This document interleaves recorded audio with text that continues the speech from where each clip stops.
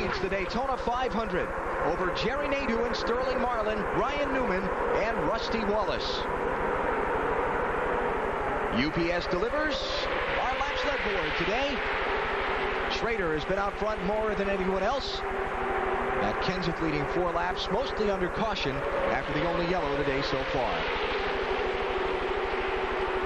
Bill Weber. Well, Alan, Ken Schrader continues to lead the parade around the Daytona International Speedway, and one characteristic about Schrader, he loves to have fun in a race car, so normally he's very chatty. Not today. Good car, quiet driver, just a little tick tight coming off at turn 4. I don't think there's much humor in Schrader right now because, Bill, he has a chance to win the Daytona 500. He is all business inside that 36 car. You know, we've talked about new school and old school drivers. Ken Schrader knows a lot of people don't think he can get it done at age 46. He feels like he's still very capable of winning anytime he straps into the race car, and he would like nothing better than to prove that to the world by winning the sport's biggest race. It's funny thing about guys like Schrader and Michael Waltrip who are jovial outside the race car. People don't think they take their racing seriously. How much tape he's got on the front of that car, BP. There's a lot of tape on the nose of that 36 Pontiac right now, which is also helping the car handle because it's giving a little bit more downforce in the front, but not much opening. That is a huge advantage if you can get away with it. The less tape you can run on the nose of the car, basically the faster it will go. Speaking of old school, 45-year-old Rusty Wallace running in 5th place now in his 20th try in the Daytona 500. He says this year he'd like it to be his turn to win it. It has been about time. You know, I think I'm deserving of it. I think the team's deserving of it. And I think, you know, Dale went almost 20 times before he got his.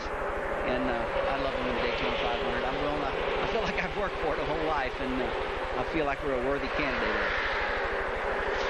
And they are. There's no doubt about it. Rusty Wallace has been to Daytona. He's been on his roof in Daytona. He's been on his roof at Talladega. Dave Burns. And Benny, they're very confident down here right now in the 2 pits. I just talked with Billy Wilburn, his crew chief, new crew chief this year, and he told me that they anticipated that the track would be a little bit loose today, so they've left him tight. In other words, he came into the pits last time, his car was tight. They didn't loosen him up too much. They kept him pretty much the same way he was, and the car is getting better and better. He is working with Ryan Newman, the rookie, to try to draft through the front and to stay in front, and it's working well so far. Just past the 150-mile mark of the Daytona 500. Rusty Wallace chasing victory in a great American race. Kevin Harvick has come back from some early damage. He runs in the top 10 as well.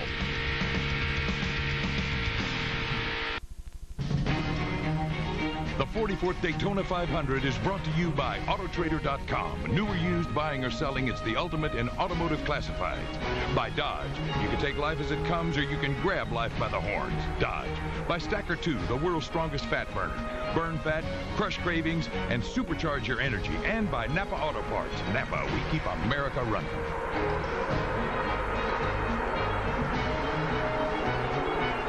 Schrader leads the 44th running of the Daytona 500, heading up a 7-car lead draft.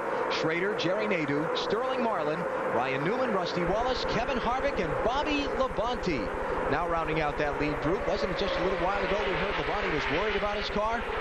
Dave, things seem to be a lot better now.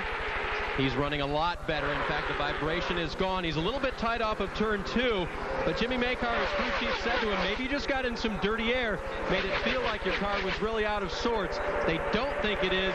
They think they might have not the same problem as their teammate Tony Stewart, and he has gone back to the front. You know, these guys keep talking about push or tight or whatever. Once again, we have an illustration to show you exactly what we're talking about. Let's go inside our race cars. We go down in the corner. The green line is the preferred line.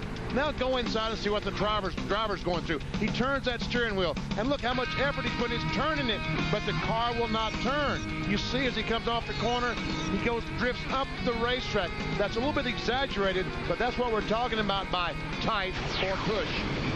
I don't know if that's exaggerated or not here, BP. That looks about right. So when he says tight, he's not just talking about what it's like when it's time to pick up the dinner check. Exactly. His wallet is closed tight.